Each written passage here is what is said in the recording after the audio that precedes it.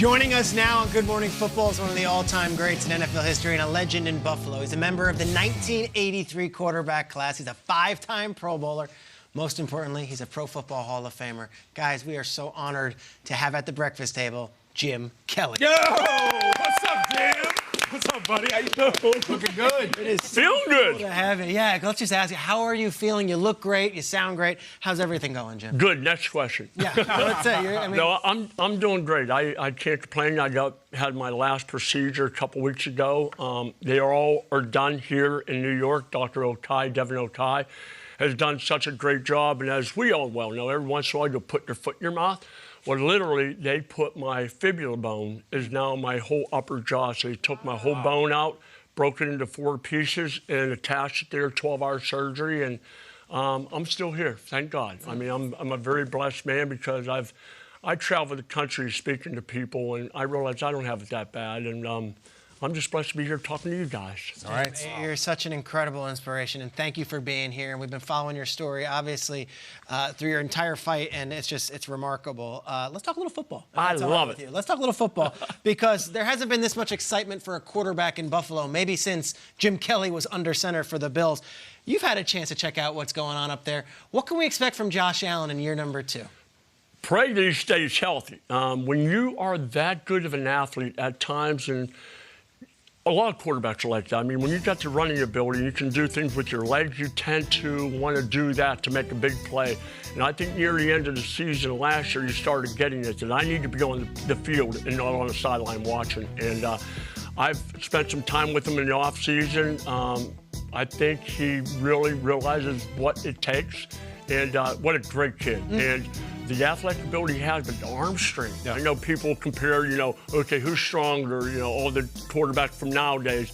I saw him throw some darts. I'm excited. And I'm not just saying it because in the past, we all have to back our team, and say, all good things. But this guy makes me excited. And if the offensive line stays healthy, I think, of course you need the receivers now, as we all know, but I think they're going to have a good year.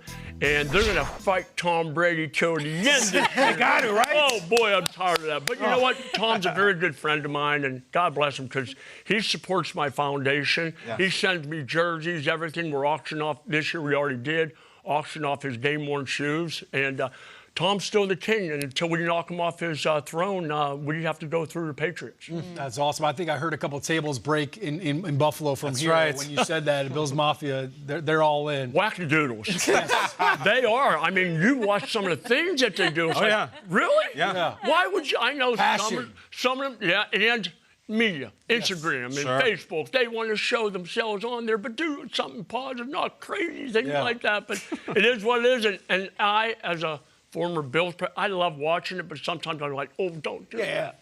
When you said Josh Allen throwing darts, when Jim Kelly says you're throwing darts, you're doing something right. But and I'm sure you have a bunch of great advice for him, but you also had some great advice for the coaching staff, right? Brian Dable, the offensive coordinator, Ken Dorsey, they sat down and met with you back in June, right, to go over the K-gun offense. Couple of times. What were you able to share with them about your offense, and what are they trying to replicate? I think the thing that we talked about is I enjoyed, doing it with Coach Dable and, of course, Ken Dorsey from the U. Just talking to those guys about situational offense, like when it's 3rd down, 3 to 5. Don't always try to throw the ball downfield. You need that first down, especially late in the game when it's a 4th quarter and it's even though there's 10, 12 minutes to go in the game. Realize when you can take that chance. Realize when you need to get that first down to continue to move the ball down the field.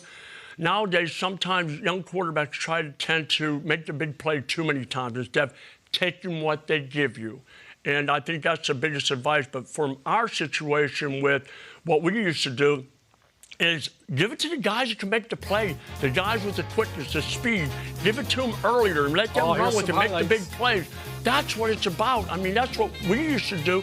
And, once you get outside the pocket, and I try to tell receivers all the time, if Josh gets outside the pocket, that's when the big plays happen. Sure. That's when people are not ready for that. And make that play. Let those guys run and break tackles and make the big play. Andre Reed, one of the best run-after-catch guys in the league, he knew what to do. He knew how to do it. And I knew to get it to him quick, let him make his play, let him be the Hall of Famer as the wide receiver, and he was. Well Well said. Jim, we're just drinking in some Don BB. So much, boy, so much Don It goes BB. down easy. Listen, when Peter was introducing you, he mentioned the class of '83, and off camera, you kind of did like a fist pump. I can tell you're proud of it. It's regarded as the greatest quarterback class ever. You and Danny and John, and Tony Eason from Illinois, Ken O'Brien. It's the greatest by far. There's a class right now that's starting to get some chatter. 2017 quarterback class. Patrick Mahomes, Deshaun Watson, Mitchell Trubisky. It's a great group. Do you see greatness in the future for them? What do you think of these guys? Yeah, I do. And when I did the fist pump, this question was brought to me a couple of years ago, maybe 2 years ago, about Ben Roethlisberger, Philip Rivers, that group of quarterbacks. Eli, I love him. They started talking about that, and I said, you know what? Everybody always says it at the beginning. Second year, you're like, what do you think? I go, well, give them 4 or 5 more years, and I'll let you know then.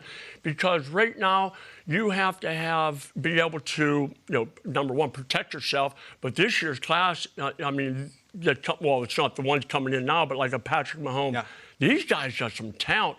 And also, guys, you can't touch them. Here we go. You know this is coming. Come on. But that's the best thing in the world. You know why? Because if it's your quarterback, you're going to get mad if somebody hits him a little late. Oh, what are you doing? You don't hear so much anymore.